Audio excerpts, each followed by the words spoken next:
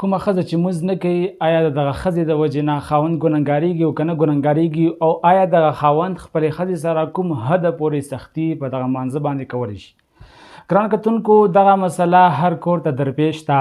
هر کور کې دغه مسله راتلی شي، ځکه چې هر یو انسان به واده لري، هغه به ښځه لري، او داسې مسله به چې د هغه مخې ته راتلی شي. او دا مسله د یو ښځې دپاره هم ده چې آیا د دغې ښځې خاوند مونځ نه کوي، نو دغه ښځه خپل خاوند سره څومره حده پورې سختي کولی شي، او آیا دغه ښځه په دغه خاوند باندې ګنهګارېږي او که نه ګنهګارېږي. ګران کتونکو، دا یو مهمه مسله ده. الله جل شانه په سورة النحل کې فرمایي: ای نبی علیه الصلاة والسلام مبارکه، ته دغه خلکو سره په یو نهایت ښکلي انداز باندې او په ښکلو خبرو سره گفتگو کوه،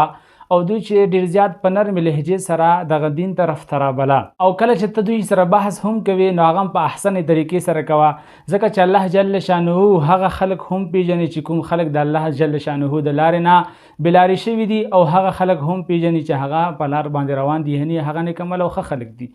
ګران کتونکو، په دغه آیات کریمه کې الله جل شانه نبی علیه الصلاة والسلام مبارک ته دغه طریقه بیانوي، دغه طریقه ورته ښایي چې کلم ته خلکو ته د دین اسلام دعوت او تبلیغ ورکوي، نو دا په حکمت سره او په ښکلي انداز سره او په پستو خبرو سره او په نرمې لهجې سره کوه، ځکه چې په دې سره یو انسان چې دی هغه رامیله کېږي دین ته، او په دې سره د یو انسان په الفاظو کې، د یو انسان په خبرو کې، د یو انسان په گفتگو کې اثر پیدا کېږي. او کله چې اثر پیدا شي، نو خامخا مخامخ چې کوم انسان وي هغه به چې دی مؤثره کېږي، په هغه باندې به دا اثر رادروي، نو په دا وجه باندې به دغه انسان چې دی دغه دین اسلام طرف ته راغب کي او دغه دین اسلام طرف ته به رادروي.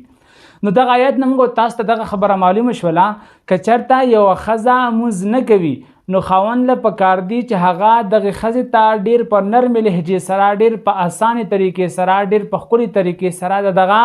مونځ اهمیت بیان کړي، د دغه مونځ فضیلت بیان کړي، د دغه مونځ